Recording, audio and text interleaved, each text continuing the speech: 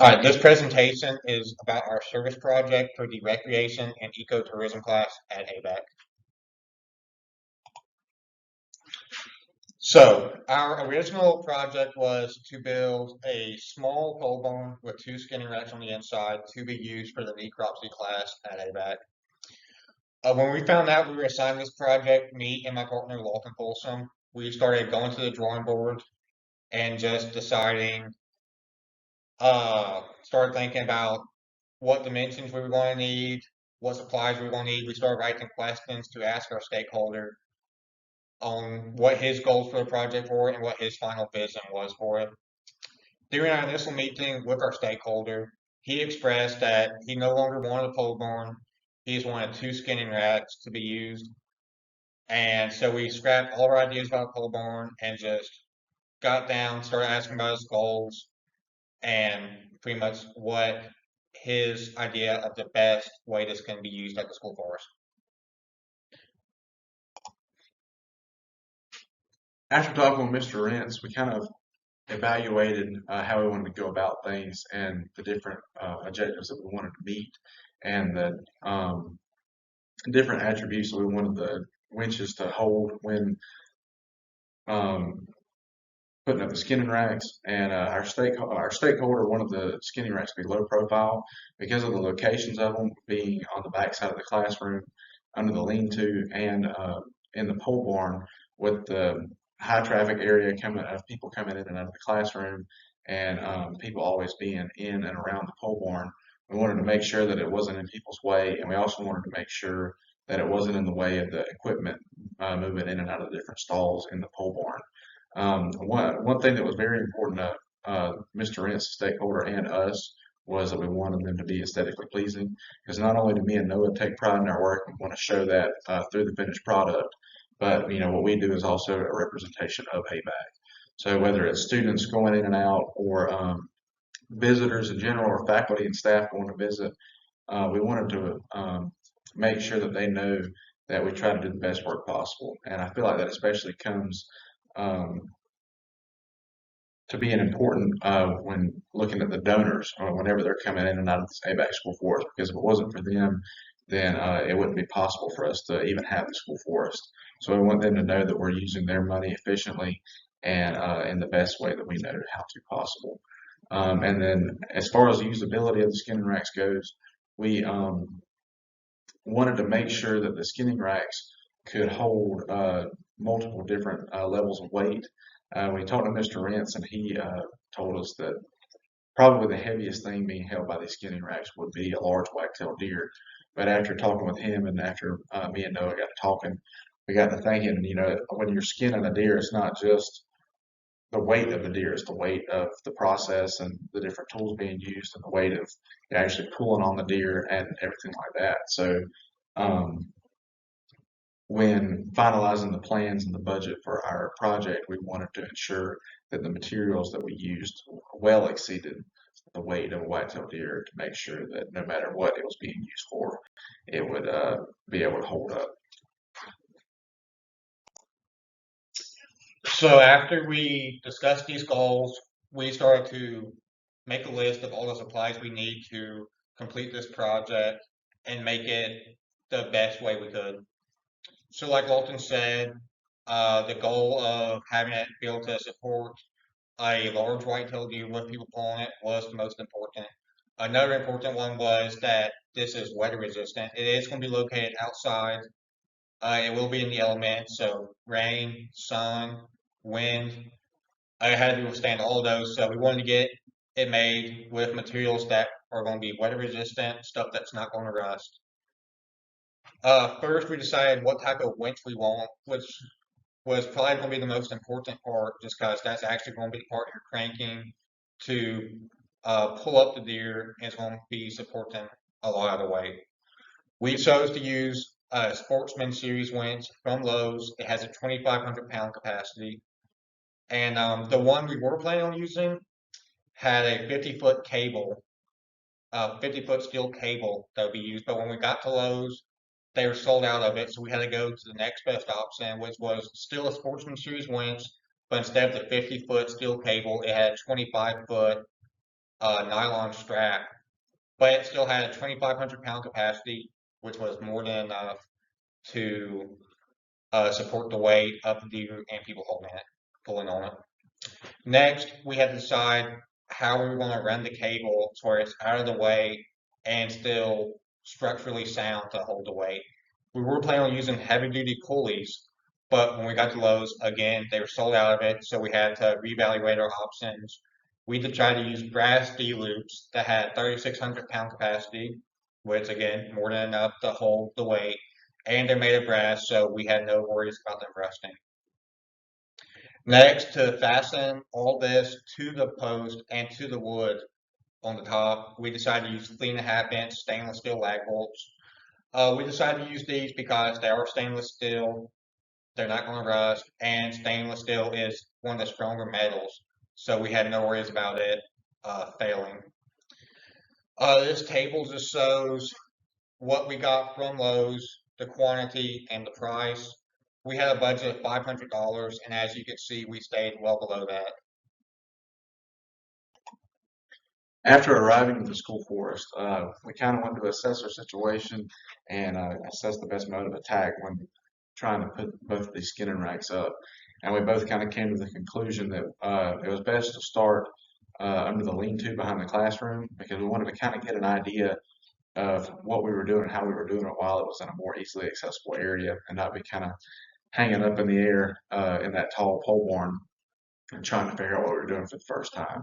So to start out, we took the winch and we uh, attached it to the 4x4 post on the outside of the lean-to. And me and Noah are both pretty tall guys, so we try to keep in mind that not everybody using this thing is going to be as tall as we are.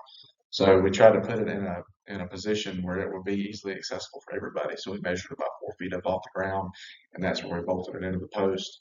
And after that, due to not being able to use the 50-foot cable winch and having to use the 25-foot nylon strap winch. We wanted to make sure that there was ample strap left in the winch and enough to pull it to where it needed to be.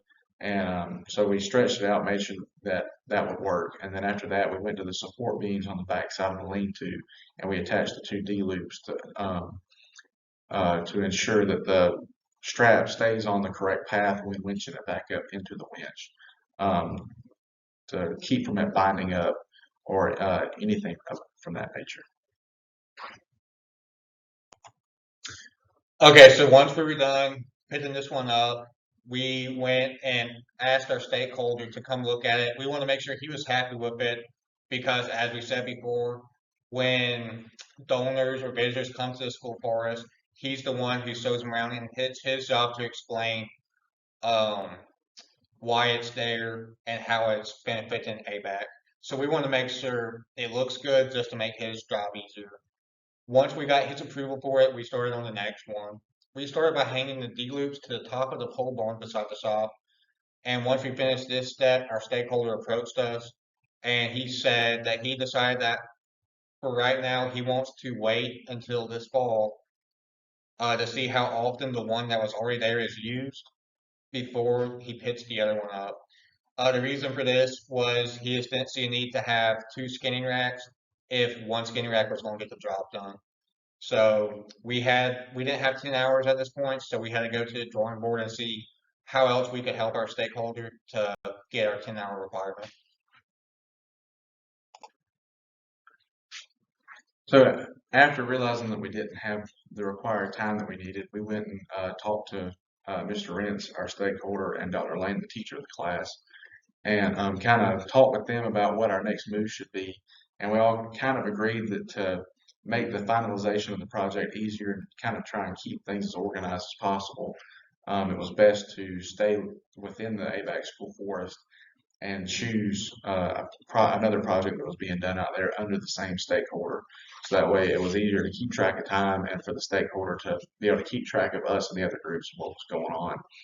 So after me and Noah consulted with all the other groups that were out there and then went back with Dr. Lane and Mr. Rentz, we kind of agreed that Caleb and Carl Henderson would probably be the best group um, to make the most use of our time because they were building a substantially large wildlife viewing platform, and they at the time of this they had already exceeded their 10-hour requirements, and due to the large amount of materials and the large scale of this thing, it was quite clear that they would definitely need our help at some point during this. So as Alton said, we decided to help the Hendersons on their project. When we first started helping them, what had been done was what you saw in the previous picture. The platform was set, as well as the stairs were built to the platform. So they needed our help to frame the walls and attach the exterior sheet of plywood onto the walls. So we started doing this. First, we decided what dimensions we needed. They had those already planned out. The front wall is going to be 8 foot by 8 foot. The back wall is going to be 7.5 feet tall by 8 feet wide, and the sides are going to be 6 feet long. And the height on the front of the side was going to be 8 feet, and the height on the back was going to be 7.5. The reason for this decrease was so when it rains, water can easily run off the roof of it and won't be sitting. After we got these framed up, we carried them to the platform and attached them to the platform. It took 3 people to carry one of these walls up, and the extra person was on the ground as a spotter or a lookout, and they just kind of they kind of helped us decide which way we need to come, how much of an angle we need to tilt it, or which way to tilt it so it's level. And we also had a level up there with us to make sure it's level, and we just screwed all those down, attached them all, and then started on the next step. This picture is what the wildlife viewing platform looked at the end of our day spent out there helping Caleb and Carl's group. And all the walls were put up and framed up, and the plywood was put on each side. And luckily, during our time out there, the day that we decided to go out there, it was actually a pretty windy day. So after we had screwed in and anchored the walls to the platform, we were able to kind of test the walls against Mother Nature and make sure that they would hold up in windy conditions. And luckily, they did.